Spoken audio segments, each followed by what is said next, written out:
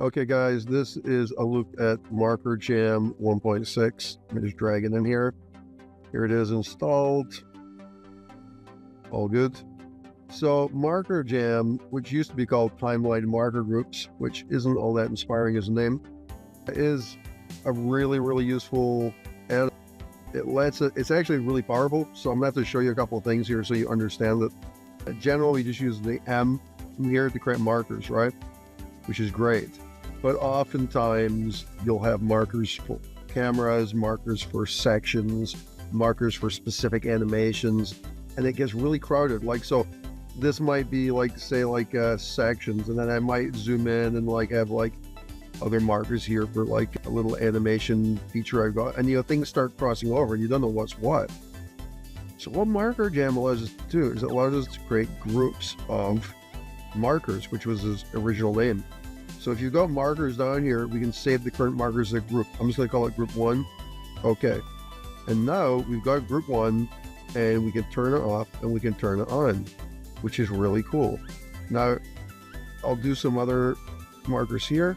So maybe this is like markers for an animation. So I'm going to save this as a group. Let's call this number 2. Okay. And so now I can turn that. What's cool about this, if I need to, I can see them both at the same time, right? Or not. Plus, it's difficult to know which is from which group. So here you can select the groups. This is like marker 1, marker group 1, or marker group 2. Or I can turn them all off and do something else. For example, let's say I had like 2 or 3 different cameras here. Let's shift D. Let's create some cameras. And I'll select this camera and say Control B. So now that camera is bound to this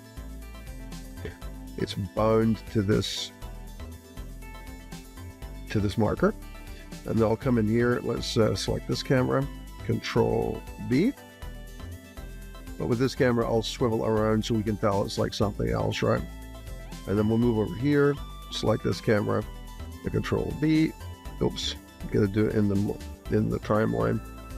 And now I've got a different camera. Let's just go in here. So these could all be animated, obviously, right? So let me just animate this one. We'll come in here, animate it, and zoom out a bit. Animate it. Okay. So now we've got a whole bunch of camera cuts too, which is really cool. Now, obviously, well, before I do anything, let me just save a new marker group. We'll call this cams. Okay. Boom. And so there we go. So what's cool about this, obviously, is I can turn them off. So a lot of times you might not want to work with in the camera view, right? But if you've got markers for cameras, oftentimes the viewport will go back to the camera animation. What's cool about this is I can see all these things concurrently, or I can turn them off and just go back to the cameras, right? Now the cameras won't work unless you're in a camera, then it will start switching between them again, right? So it's a really convenient way of turning off these things and turning them on as you need. Right? So this was all in like version 1 of Marker Group. Now there's additional features here. Well, the big cool feature is that we can export all the groups.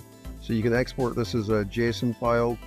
Let me just, or I'll put this into the music file here. Let me just grab this, copy JSON. What's cool about that is all those groups have been saved. And so now if I have a different scene, the markers don't cross over from scenes. I can now import groups.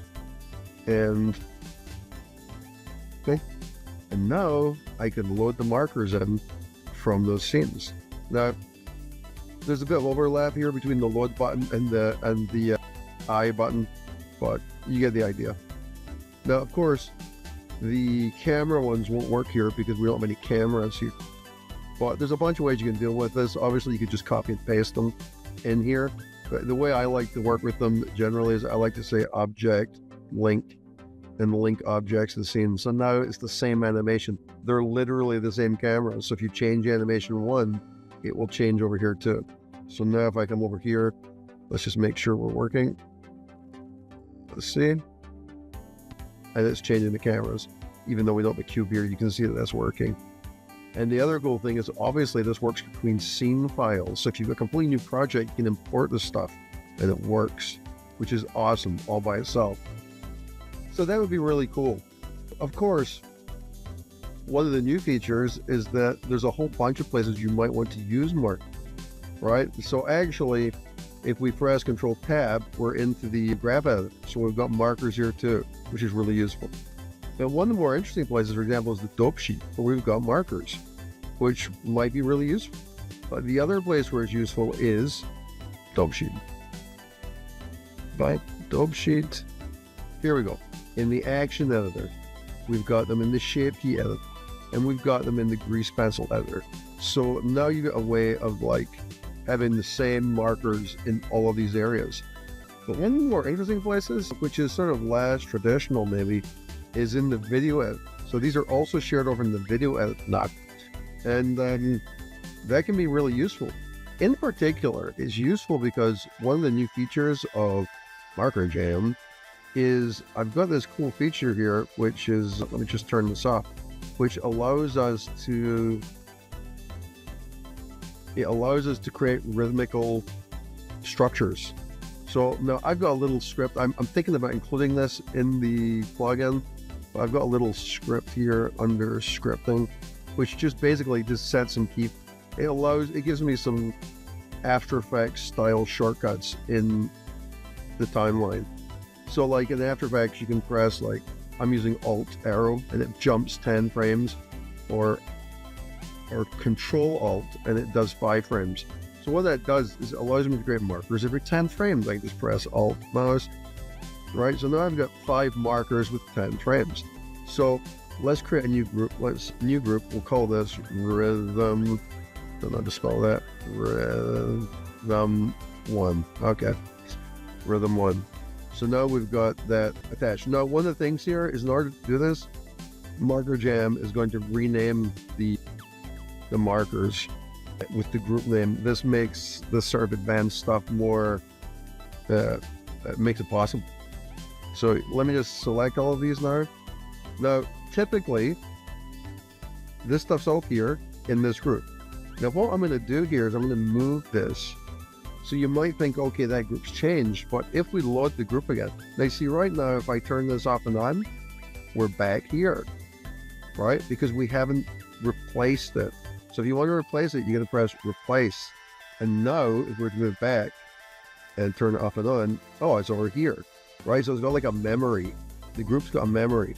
Let's move it back to the beginning, replace.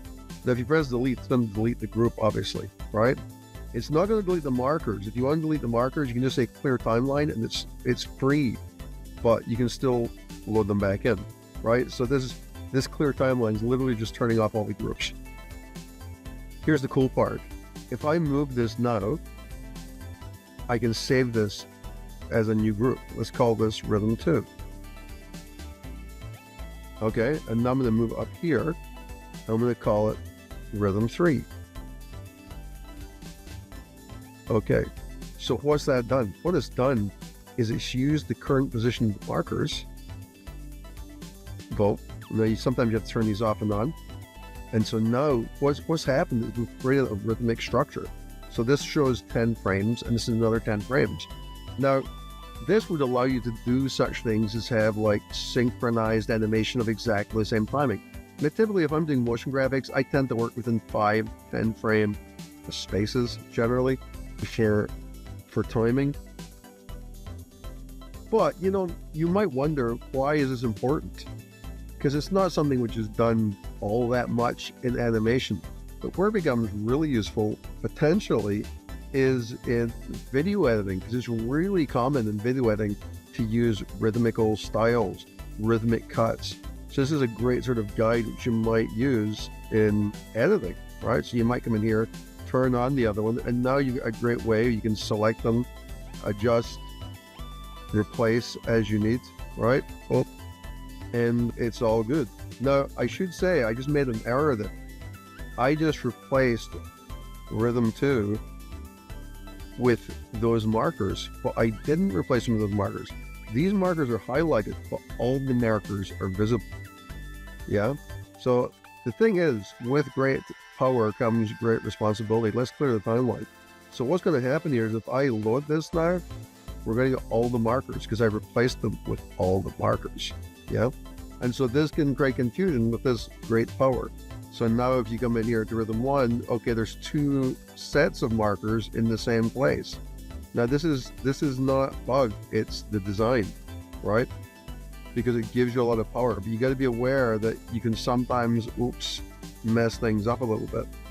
Now, in this case, you're just gonna have to come in, you can drag select down here, press X, delete, I think these ones, delete, and then replace it again. And now we'll be fine. We can turn that on, turn this one on, and on, right? But it's actually a lot of power. So that's basically it. The other thing is there's another plugin coming. I almost made this other plugin part of Marker. Well, it's still called Marker Groups here. It's part of MarkerJam. And the new plugin is going to be called BeatJam. So that's close to completion. But what that does is it allows you to create markers based on the BPM of an imported audio file. And if you've got MarkerJam installed, it will create a marker rate for you. So that will be really good for things like video editing, also for motion graphs. I mean, that's something like I need that kind of stuff all the time, just to like time our animations to a beat in particular. So that's basically the new features. The big feature is that we can create these rhythmic structures. That was something I really worked hard on to get that to work out. And I think it's working pretty well. Plus getting the markers into all the different contexts here, which will have limited usage, but I think it could be useful for a lot of people. Timeline, and that's about it. And I'll have BeatJam out hopefully the next week. That's it for now. Take care.